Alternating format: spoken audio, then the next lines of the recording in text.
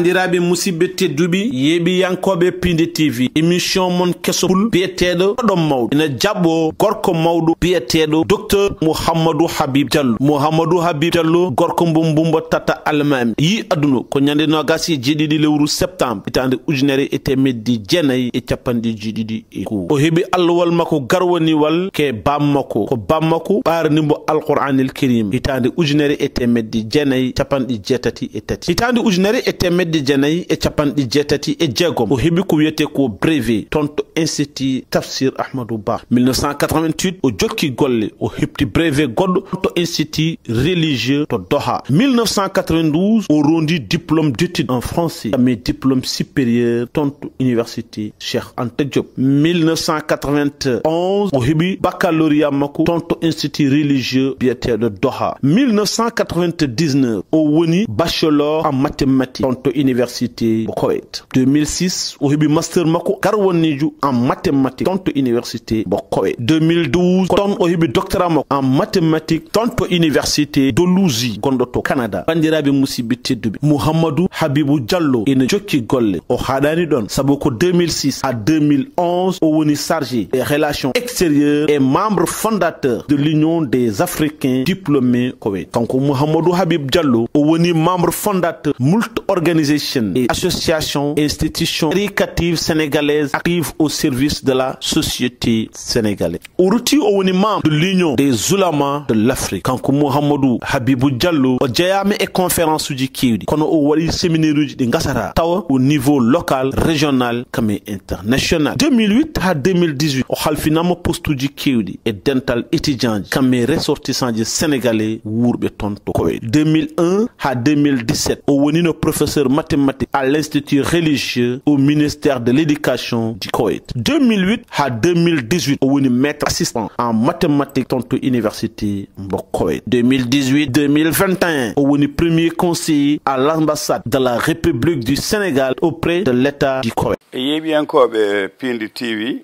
on calminama on juwama on jettama mo kala salminama salminago ni de salminago teddugal ko caggal jettuɗen Allah julɗen nulaɗo makko ɓurnaɗo windere e jetti jignaɓe men e jignaɓe mumen. hande nde ɗo jonde ina famno on ko yewtere nde ganduɗa hayso tawi en mbiyani kode heesere pulne nde woɗɗani ɗon. Pinde TV e juɓɓude muɗum jewte abbade ɓiɓɓe leñol ngol ɓiɓɓe leydi ndi waɓe no oɗo musidɗo koye mum paaɗen yewtude mabɓe e gurdam mabɓe min gaddan on ha mbawon humpitade hole kamɓe. caggal nde keɗɗon cimtol oɗo gorko hono docteur Habibou Diallo ko kanko woni hande koɗo meɗen ko kanko gonɗen koɗo muɗum tawɗen koye galle makko ɗo e zone de captage. on paami holi kanko en paami holɗo rewi en paami holto janggi. ɗen jetta dendagal équipe Pinde TV Amadou Moussa en directeur de programme kañum fonno arde kono ina jaggi lomtin en garɗen e bani men debbo hono Sali Dia.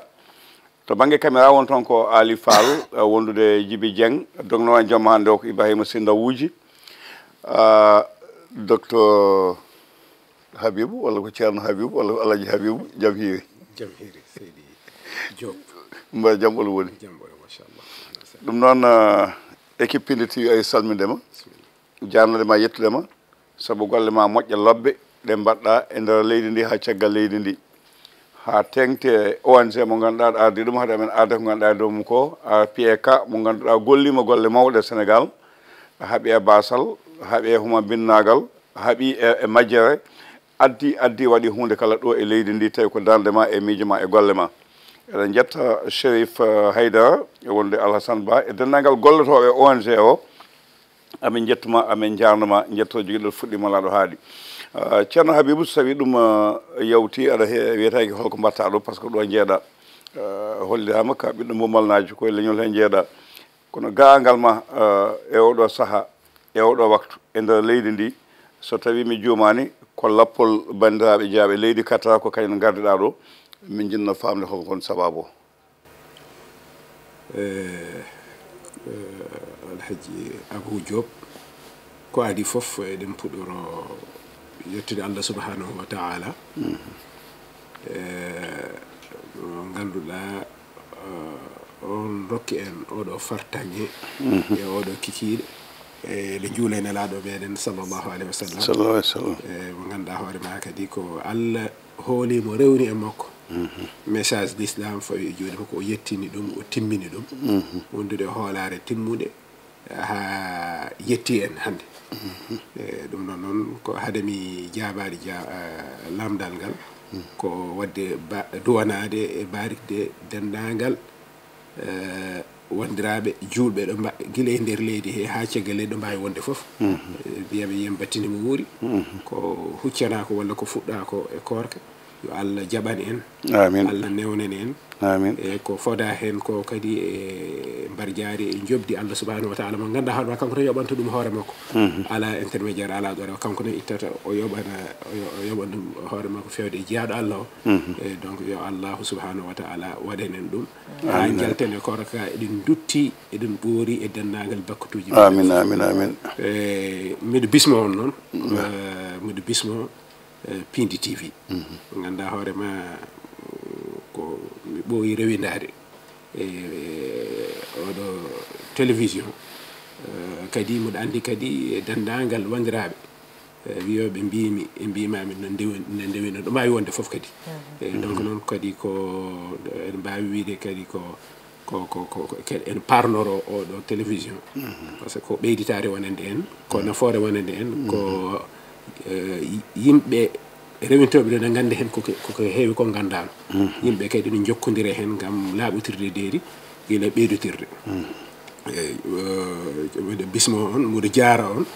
miɗo duwono on nde Allah ɓeydata ha wonta télévision mo ganduɗa hoorema wonande pulago ɗo yimɓe mbawi wonde aduna inchallah eyyi joni ko lamdal ngal lamdiɗa ɗo ngal ko gonga min Allah waɗi comme kim nelaɗo e banggue kooli e mawɗo leydi ndi joƴƴini kam to leydi ni wiye leydi Qatar cikkumi rewintoɓe télévision ono gandi Qatar so haymo andano cikkumi rawane walla raftande ne rewindi ko wiyete coupe du monde o ko toon waɗano e forum mbanno forum kamɓe e mbiyata kadi expo Doha ko fati e affaire ndema ko fati e affaire dendagal ɓesnoje donc noon ko leydi tosiri nde yaajani no wayno kadi ne jogui batte e aduna he bengeji kewɗi guila etade artirde jaam e leyɗele ɗe kawrani walla ha hareji ha caɗele baɗoɗe aduna ɗe kadi Allah waɗi kadi ko leydi alɗude no fewi wattade haqqille no fewi donc ɗum cikkumi e nder yewtere ma aroy hen ha totte hen ko wayno yeruji addi en noon no wayno ko ɓe ganduɗa hono investisseur uji ɓe ganduɗa hoorema joom jawɗele taw ganduɗa gona jeeyaka e laamu walla ko wiyete laamu Qatar ko secteur privé ne ganduɗa hoorema groupe goto ne wiye White Rocks ɓe ganduɗa hoorema ko groupe mo ganduɗa hoorema no rondi ken toon no fodde capanɗe joyyi société ɓe liggo ko fati affaire mahanteri ɓe liggo ko fati infrastructure ko ganduɗa guila laabi ha e pont wuji ha e ko way noon ɓe golla kadi affaire énergie renouvelable won ƴeftude nangue walla ɗum ɗo watta ɗum énergie yimɓe mbawa ɗum naftorade ɓe dilla kadi ko fati e safara ɓe dilla kadi ko fati e jangde ɗum e raɓɓiɗe ne jogui gueɗe goɗɗe kadi ɓuuri wadde spécialisé no ɓeydi ɗuminde wadde spécialisé no fewi e gueɗe goɗɗe mais noon mi totta ko ɗum tan ko yeeru e koɓe dillata ɓe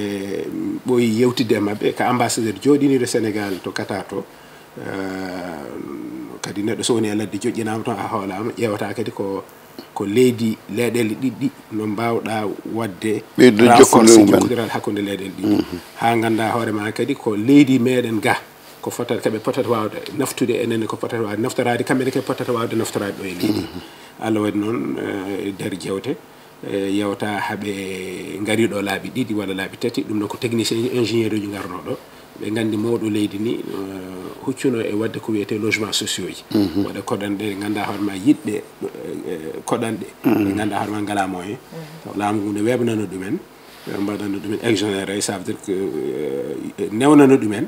leydi ndi taw joɓani ɗum mahe ha moƴƴa daña ɗo koɗi taw koye coggu beebɗo no feewi taw wona hay coggu wona on saha presque wona hay coggu sabu ko fotata jarte ko ganduɗa hoore ma million ngaji kewɗi ganduɗa hoore ma jomum ustane ha mi taw no yoɓiro ɗum kadi no newori e ɗum kam ko ballal wonande naftortoɓe e ɓenno noon Allah waɗi ko min jettinoma e niveau pour signinde ko wiyete signinde convention woni kawral hakkude mabɓe hakkude on ɗon groupe et ministre de l'urbanisme woni le ministre Ablaye Seydou Sow wayno ko ɗum addunoɓe no jon ko PCA o kañum e hoore mum gardunomi wondude wallidiɓe makko ɓe gari gam signide ɗum signina noon ɗum ɗo ko hande yontini ko convention signina no wayno hankkadi première phase o woni 100 ujunere hoɗande ɓe mbawi noon yaade ha 300 ujunere joni so Allah jaaɓi 100 ujunere hoɗande nde koye nder duuɓi ɗiɗi liggete donc kadi no ɓuuri moƴƴirde kadi koye mbaadi nde ganduɗa hoore ma moƴƴiri e kadi pièce uji yani ko wonata e nder hen ko gila cuuɗi ɗi hay ɗum ɗo kadi neaji won rewnoɓe ga e dow ko nanmi no wayno ɓe ko mbaɗi proposé ko ɓuuri ɗum ɗon no feewi donc noon kadi ɓe jottori kadi yidde wadde ɗo ko wayno hôtel 7 étoiles hôtel 7 étoiles kadi ɓe jiiɗi ɗum ɗo wadde ɓe jiiɗi wadde kadi molnaɗo mol woni ko supermarché ji mawɗi jeeyeteɗi États-Unis e golfe on e banqueji goɗɗi ganduɗa hono ɗum ɗe gande so waɗama ɗo no wayno so wiyaka kañum wona kañum ko arownire e Afrique mais no wayno e sous région o Afrique de l'Est no wayno kañum wona ɗo goo donc noon ko ɗum ɗon imminno min Allah waɗi ɓe gari ɓe jiidiri e mawɗo leydi ndi ɓe jewtiti kadi yaññiniɓe holliri kadi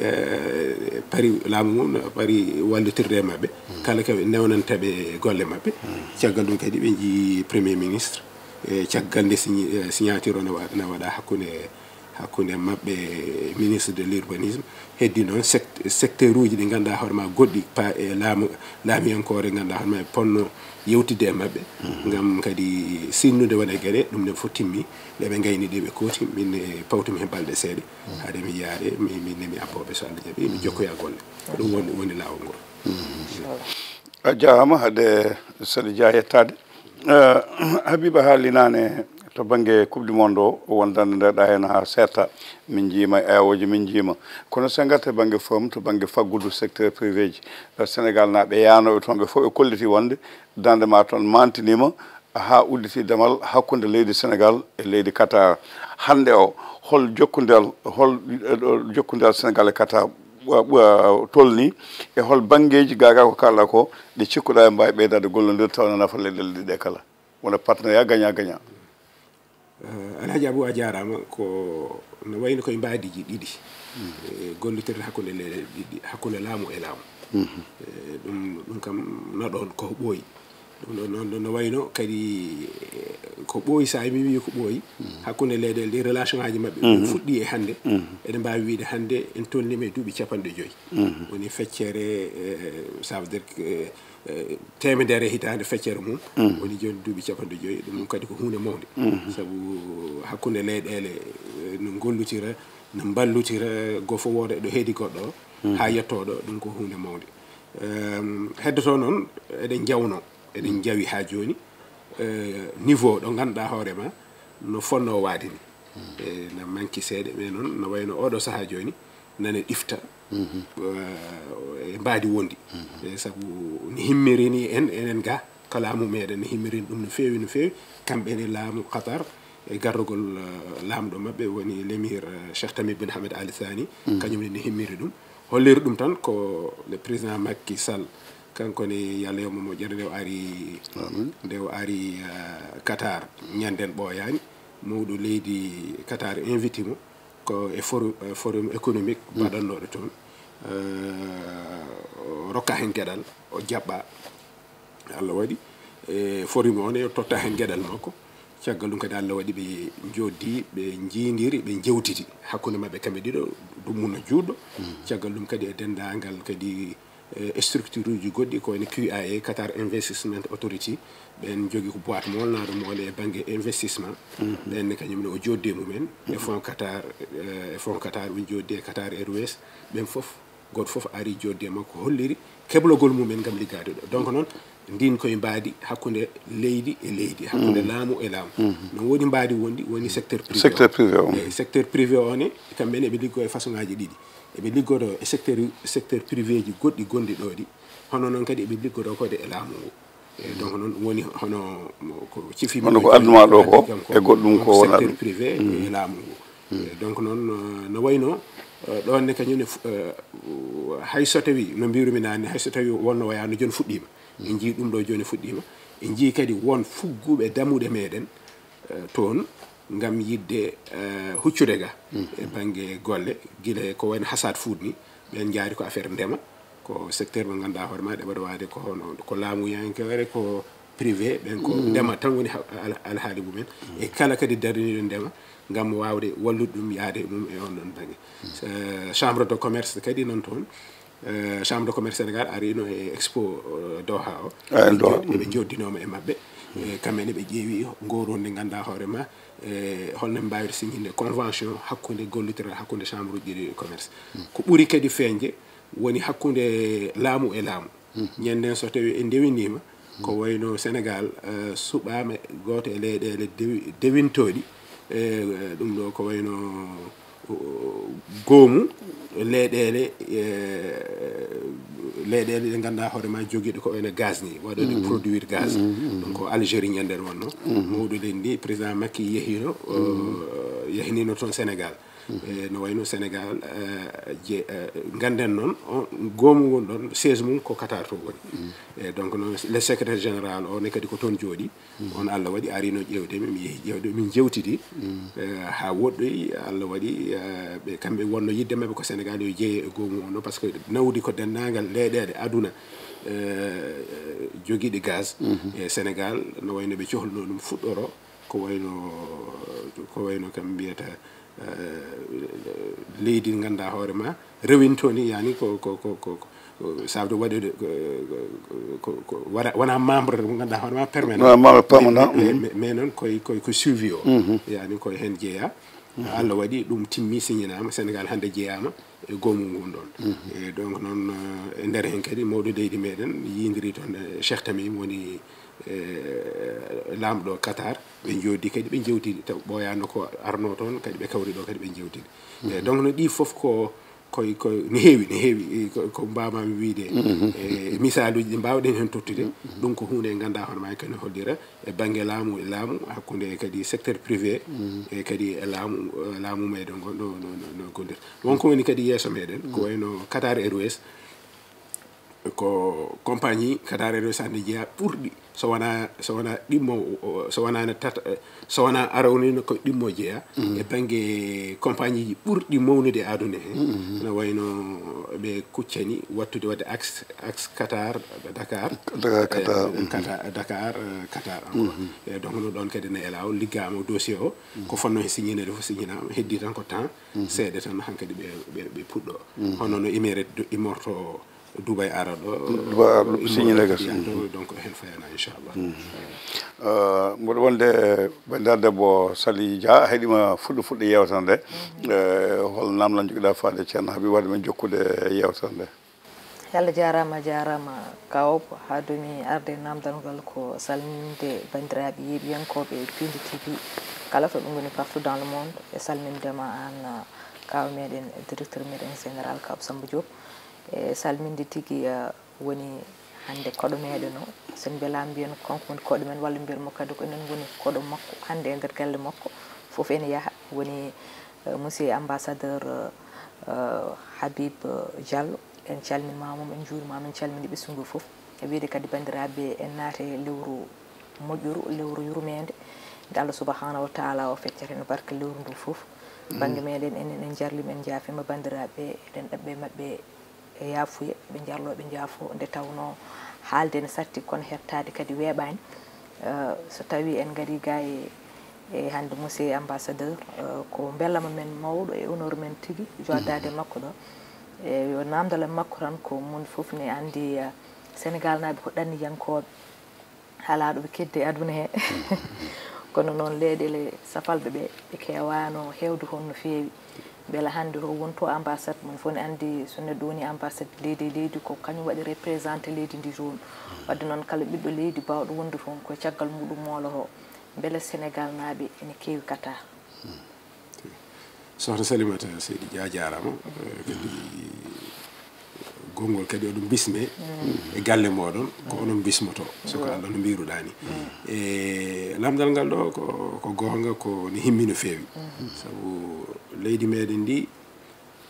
sukaɓe ɓe walla wonɓe hen ɓe ko ɓuuri hewde ko ɗanniyankoɓe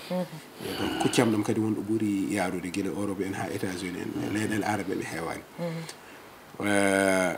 Allah waɗi noon soko haalde gonga ko Sénégalais ji kewani to Qatar to kewani sabu officiel ko kemmi e laamu ngu e limore Sénégalais ji wonɓe toon ko 160 mo neɗɗo e ɗum no famɗi no feewi par rapport joni sa ƴeewi kento ko wayno Kenya Kenya ɓe jogui hedde 60 neɗɗo gonɗo toon e sen ƴeewi Gambie ko boni fo ɓe jogui kentono fode ujuñaji 3 neɗɗo walla ha e 4 donc Sénégal ko 160 e ɗum noon no famɗi par rapport e leyɗele goɗɗe ɗe wonko saabuɓe ɗi ɗum noon ko ni jeeya ko saabu ɗin goo ko ɗemgal ngal kutortegal ngal toon saabu ko anglais o e arabe o ɓuuri jaltade ɓuuri jalade toon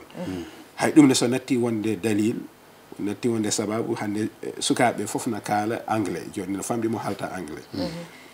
gueɗel gongel ngel ko hakkude laamu e laamu ko kawrate e dow mum ngam wawa uddidde ganɗon ɗam sabu leydi ndi noon wona leydi immigration clandestine ça veut dire jomum tan ƴefta passe mum tan yaaha wawa nadde no natiri foof ngam liggoɗo ala neɗɗo mo nanata fof natirta kono laaɓir e no wawi yettade naata daña visa wiya no jooɗo toon wasa yaltude ɗum ko caɗele addanta ɗum sabu so visa o gasi ñalawma fof won pénalité ne abbo ɗum donc noon wawata yaltude leydi sowona yoɓa ɗum ko juuti fof wawata yaltude ɗum ko caɗele e joni noon hakkude leyɗele ɗiɗɗe no ƴewtinda kamɓe ɓe jogui ko wiyete bureau ji gaddoɗi caggal ministére joguiɗo affaire gollotoɓe ɓe jogui less mum bureau ji ɓen noon gaddata liggotoɓe caggal leydi leyɗele kewɗe kadi ne jogui bureau noon liggotto koye bureau enen noon no wayno e ngalaji e ngala ɗin on façon bureau ji joguiɗen ko mbaadi wondi ndin ɗon mbaadi noon kamɓe yaadani e kamɓe e goronde ɓe liggorto donc noon ɗum ɗon ne jeeya e ko satti ɗum ko leltin ɗum hay so tawi yewtama hakkude leyɗele ɗiɗɗi hay so tawi ko joguiɗo ɗo affaire banggue ministre joguiɗo de travail joguiɗo golle ɗo joguiɗo to kamɓe ɗiɗo fof ɓe jewtida minne saaha e saaha fof min jeeha e réunion ji gam ƴewden no jaltirten e ngal ɗon ɗen caɗele nono jorta won damal walla won solution mbawi hebde gam ɗum ɗo heddi gueɗel tataɓe hen ko ne ƴeewe guura ka toon no tiiɗi no fewi wona ko weeɓi sabu toon ɓuuri toon tidde ko gueɗe ɗiɗi woni logement hoɗantere ɗo jomum hoɗi gueɗel ɗimmingel ko banggue jangde sukaɓe ɗum ne chéri no fewi ko ɗum ɗon noon sahaji kadi foɗata yimɓe yiɗɓe liggade hay so tawi jomum koɗanteeri ji wayani noon hari yimɓe pawdira e nokku ɗum donc kamɓe ɓe mbaɗata ɓe jiiɗi koye goto fof ɗo woni fof yo won taw koye ganduɗa hoorema e sifa moƴƴo laaɓɗo ganduɗa hoorema taw jomum ne jogui stabilité mo ganduɗa hoorema no wawi wurde gurdam ɗon ganduɗa hoorema faaɗetake donc noon ko ɗeɗo gueɗe wonnani min golla e on ɗon dossier président ne wattini toon arde waɗama ko wiyete waɗama interpellé joguiɗo ɗum o yewtidi hen e makko wi soko sago mum hen ɓe jiiɗi ɓiɓɓe Sénégal gara mbatta gollade toon no wayno minen gollo hen min jorti ko ɓoyata so Allah jaaɓi wassa damal ne min jii sukaɓe ɓe mbatta arde toon golle no jogui opportunité ji ne jogui damude no jogui golle ɗumine wonɓe toon ɓe noon capanɗe ɗiɗo temedde de capani jeegom be ben ko buri hen hewde ko sportif dillobe sport ina footballeur uji ha entraîneur uji ha e ko ganda basket wala volleyeur uji basket wala be basket ko ben buri hen hewde no wonno jangobe ne hen eno edi jogen ha pilote uji en jogen ha ingénieur uji na ton en jogi cadre uji wonbe hay lam Qatar ne liko ben hasabe kewani kam gondo ton fof tawata ko won ko nangue dow mum tawata kadi won niveau mo ganda hoore ma na dañoto gartam baddam faida na ganda hoore ma won be ganda hoore ma na badde hay investir be Sénégal ji wonbe ton won hewani non hay limore tohsere won hay wadbe jogibe to nationalité to ko sénégalais wonnobe sport o je ha équipe nationale hay ko non bada dokka kayitaji non ton mais hatta ko ben don garti do no bada investir sade yewa joni ko wayno nyanden son dewendima won école goto mo ganda hoore ma jeydo dum o jom suudu Sadio Mané ko don jangata do jangata do on don jeydo école ko ancien footballeur mo ganda hoore ma na Qatar mu jogi to nationalité et donc no dum fo hollirta sénégalais ji kanyum ko men poti wadde participer bangé investissement et développement leni go fono wonko wawi ñadde hunda waaw yuppude kadi ko naftata leydi machallah ha do mi tottide ka o namdalam tan dimmal ko min paami kam e nder haala mako e nder capande temedde ɗiɗi capande jeegom wonɓe toon ɓe ko janggoɓe e waɗoɓe sport ko way noon kono heewani tan kam ko wayno hande noon ƴettide bagage mum tan wi mboɗo yaha États-Unis walla mboɗo yaha France taw ko immigration canadien so jomum yeehi wawata jooɗade toon walla ni nawanta ko ɗum pour nadde leydi ndi kono noon emin kewno nande e leyɗele safalɓe surtout banggue rewɓe en gummoɗo nawe toon taw nawat ɗumen ko mina dan doole ko liggotoɓe e nder galleji won mabɓe dañi toon caɗele ha ene mbiye goɗɗum joltama hen yaltine dans les réseaux sociaux fof an en tant que ambassadeur Sénégal gonɗo ho e Qatar beele a meeɗa dañde hay sinno ko ka goto taw ko ɓiɗɗo leydi ndi ittmiɗo yeehi toon taw nawno ɗum ko golle e nder galleji ɗi safalɓe ɗe ha dañi hen caɗele ha an ɗum yettima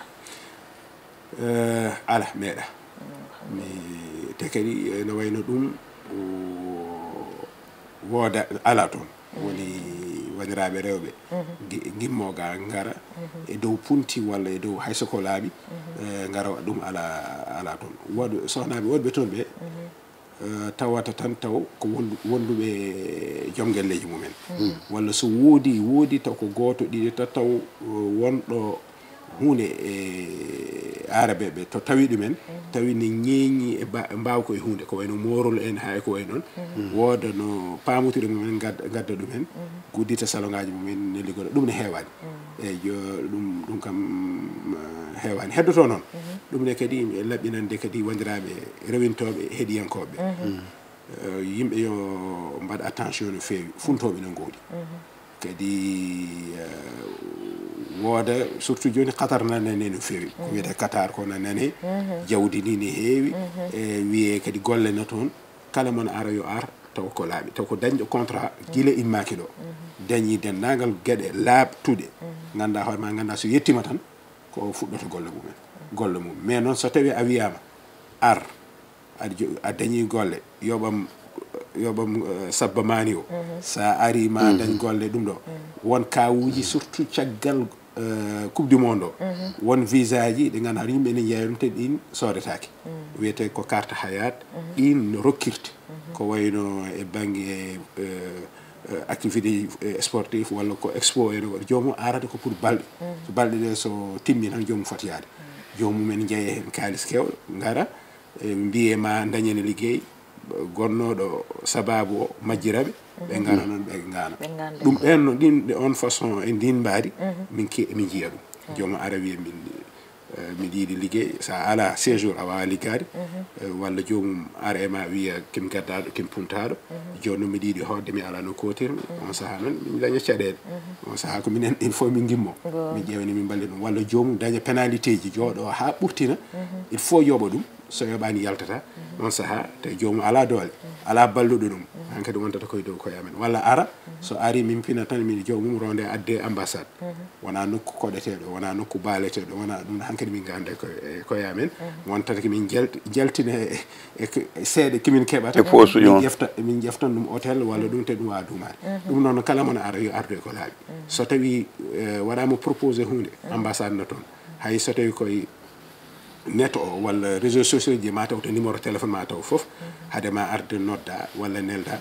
labtindoɗa hamin mbima no moƴƴi walla moƴƴani seɗa moƴƴi bisimilla ba minen min jiiten ko sénégalais ji yo naftoro basa ngal usto neɗɗo gar bawɗo liggade hunde daña hunde nafta bandiraɓe mum nafta kadi jinnaɓe mum ɗum woni komin jiiɗi mais soto jomum ara kadi no lora ɗum kam wona ko ɓuuri raɓidde jaram Seydi Diallo wadde kaw konngol artema Seydi Diop a jarama Sali Dia jarama ceerno Habibou gonɗen ko Koweït an woni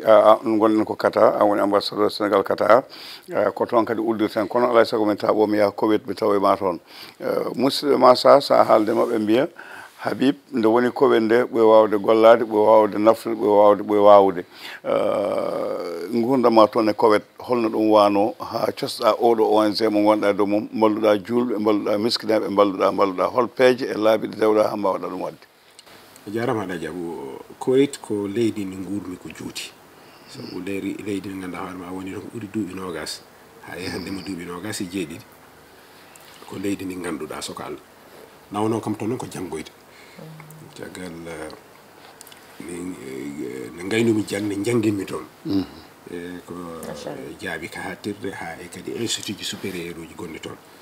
e domaine noon ko wiyete mathématique o ɗum noon jangguintunomi toon mi jangguini ken toon no foti duuɓi 17 so ɓurani donc noon Allah waɗini en hen moƴƴere no fewi et puis taw ɗo wonde e galle am sukaɓe fof toon jibina ɗo Koweït to no Allah waɗata neɗɗo sa woni e leydi Allah waɗi kadi jottodirami toon ɓe jottodirmi ɓe kadi kooli kam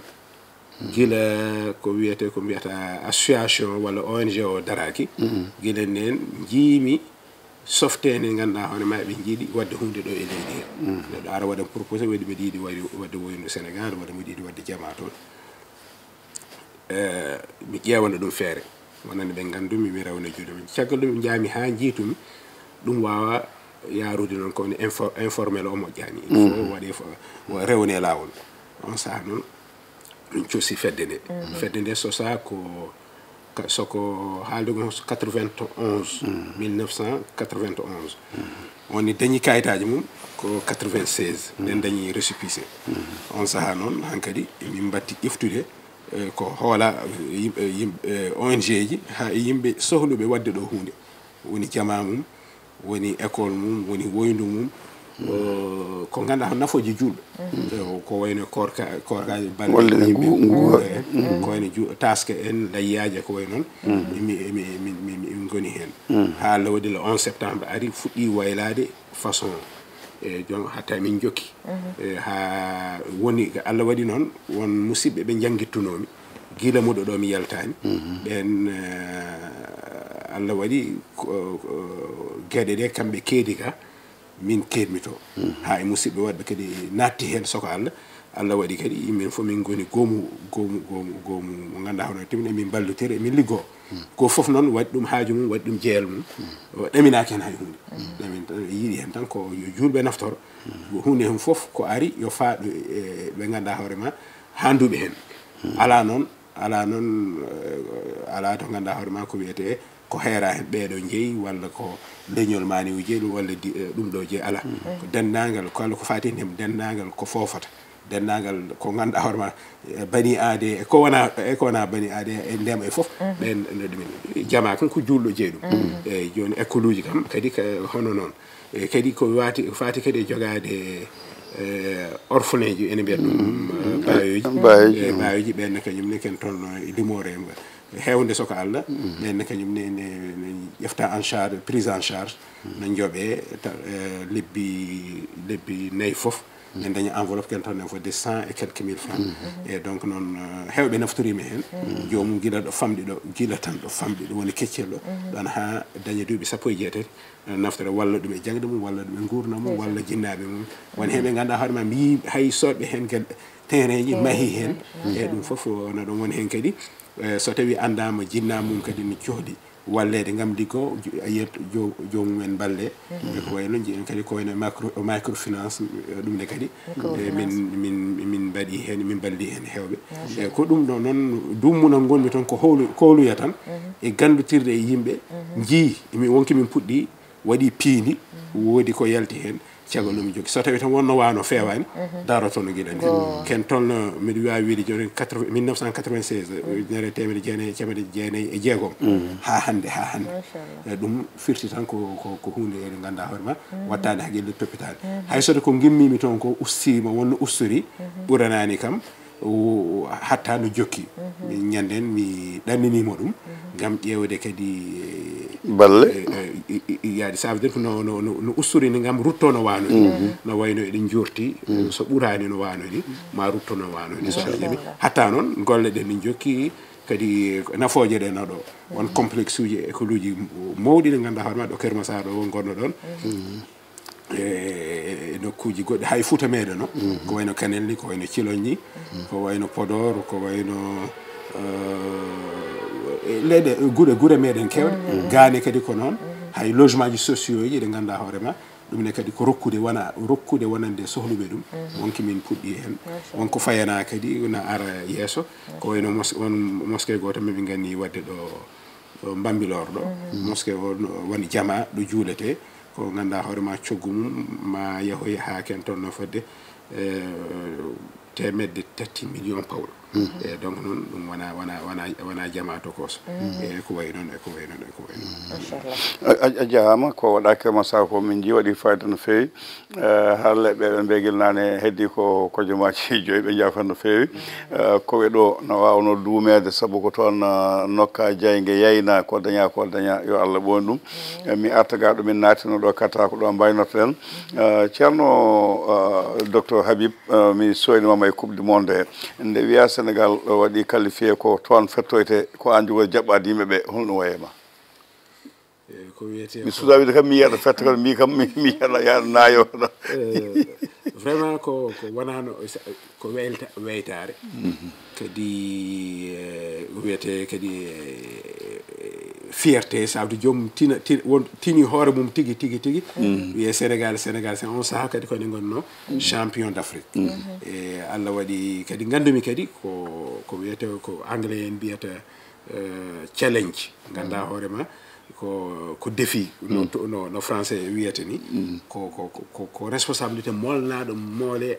fawi koye meɗen gam noon ɗum noon no foti heblenede foti gollenede no foti waɗede effort gam yimɓe daña hen fartaŋe daña hen réussite mo ganduɗa hoore ma no foti wade ni yimɓe mbasa hen yiide hay hunde ko ganduɗa hoore ma ko yooɗani ko fewani Allah rokki en ɗum noon saabu nde ɗum en keblinima ɗum autorité ji kewɗi ne jahana garta gam heblana ɗum ha Allah waɗi ɗum waɗi ha en woodi no mbaɗɗen jaaɗen hen ha goɗɗoyɗen e dendagal Sénégal gari noon e keewal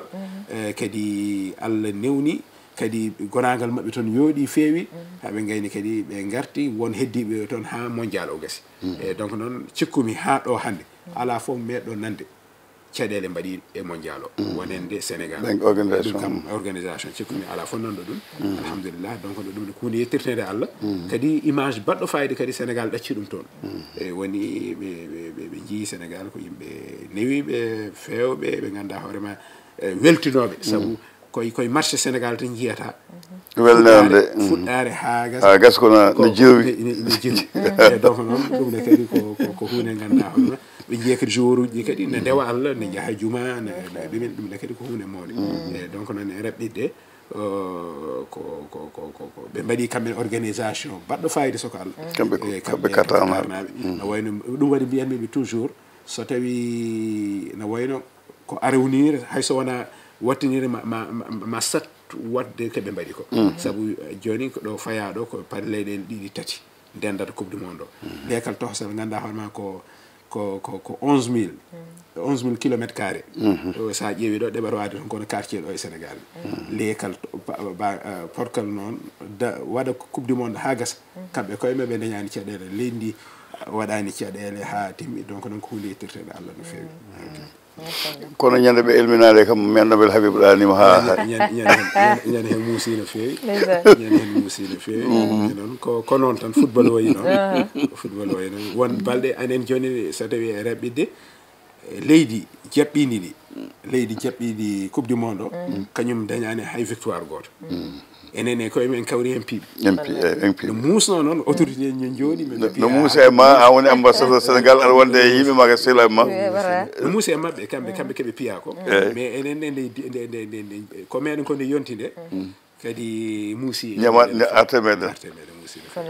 yeeɓiyankoɓe Ayaw Pindi TV yewtande wawno ɗo ɓurde bandiraɓe a jaafo on paami gonne ko docteur Habib Diallo mo Mouma Dieng Tata Almami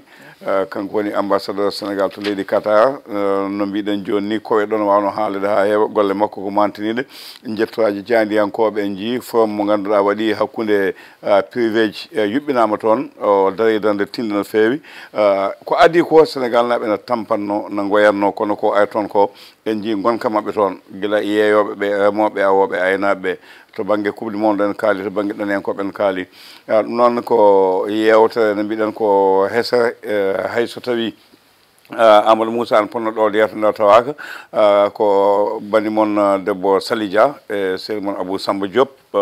Ali Fall jogui caméra o kañe Djibi Dieng dogno en ko Ibrahima Sy Ndawuji gonɗen koye galle sehil men Habib Diallo mo Moumba ko ɗo katen ha lawol ngol e jewte goɗɗe so Allah lamɗo jaaɓi